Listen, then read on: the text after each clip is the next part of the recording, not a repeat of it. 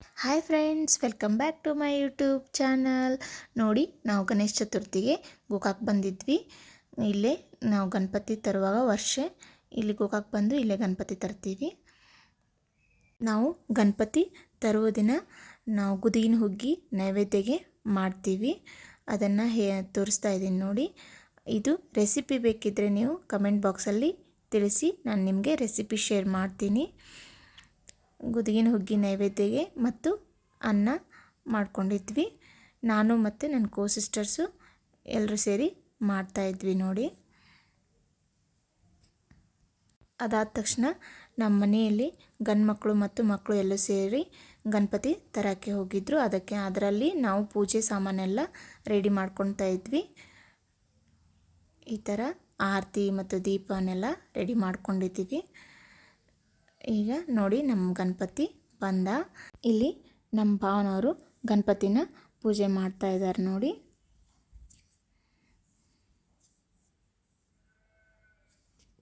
ಪೂಜೆ ಮಾಡುವಾಗ ಏನು ಸಾಮಾನು ಬೇಕು ಎಲ್ಲ ಕೈಯಲ್ಲಿ ಕೊಡ್ತಾ ಇದ್ವಿ ನೋಡಿ. ಇದೆಲ್ಲ ಥರ ಜೋಡಿಸಿಟ್ಟಿದ್ವಲ್ಲ ಅದನ್ನೆಲ್ಲ ಕೊಡ್ತಾ ಇದ್ವಿ. ಡೆಕೋರೇಷನ್ ಅಂತೂ ಸಿಂಪಲ್ಲಾಗಿ ಮಾಡಿದ್ದೀವಿ, ಯಾಕಂದರೆ ನಮ್ಮ ಮನೆಯಲ್ಲಿ ಚಿಕ್ಕ ಮಕ್ಕಳಿದೆ ಎಲ್ಲ.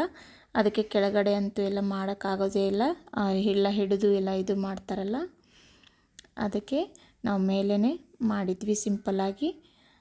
ಹಿಂದಿನ ದಿನವೇ ಮಾಡ್ಕೊಂಡಿದ್ವಿ. ನೈವೇದ್ಯ ಕೂಡ ಮಾಡಿದ್ವಿ. ವಸ್ತ್ರಾಮಿತ ಯಾವೀನ ವರದಂಡ ಮಂಡಿತಕರ ಯಾಶ್ವೇತ ಪದ್ಮಾಸನ.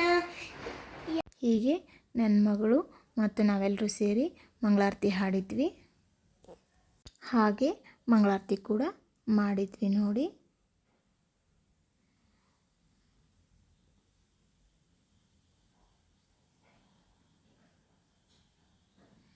ನೋಡಿ, ನಮ್ಮ ಮನೆಯವರು ಇಲ್ಲಿ ಕಾಯಿ ಹೊಡಿತಾ ಇದ್ದಾರೆ. ಕಾಯಿ ಹೊಡೆದು ನೀವು ಅದನ್ನು ಹಿಡಿತಾ ಇದ್ದೀವಿ ನೋಡಿ. ಅದಾದಮೇಲೆ ನಾವೆಲ್ಲರೂ ಹೆಣ್ಮಕ್ಳು ಆರತಿ ಮಾಡ್ತೀವಿ ನೋಡಿ. ಇಲ್ಲಿ ಆರತಿ ಮಾಡ್ತಾಯಿದ್ವಿ. ನನ್ನ ಸಿಸ್ಟರ್ಸು ಆಯಿತು, ನಮ್ಮ ಅತ್ತೆ, ನಾನು ಎಲ್ಲರೂ. ನಾವಷ್ಟೇ ಅಲ್ಲ, ನಮ್ಮ ಮಕ್ಕಳು ಕೂಡ, ಹೆಣ್ಮಕ್ಳು 3 ಜನ ಅಲ್ಲ ನಮ್ಮ ಮನೆಯಲ್ಲಿ, ಅವರು ಕೂಡ ಆರತಿ ಮಾಡಿದರು ನೋಡಿ. ನಮ್ಮ ಮಕ್ಕಳು ನಾನು ಮಾಡ್ತೀನಿ ಅಂತ ಓಡಿ ಬರ್ತಾಯಿದ್ರು. ಅದಕ್ಕೆ ಅವರೆಲ್ಲರೂ ಸೇರಿ ಒಮ್ಮೆ ಮಾಡಿಸಿದೆ ನೋಡಿ. ಇದಾಗಿತ್ತು ನಮ್ಮ ಇವತ್ತಿನ ಗಣೇಶ ಚತುರ್ಥಿ ವ್ಲಾಗು.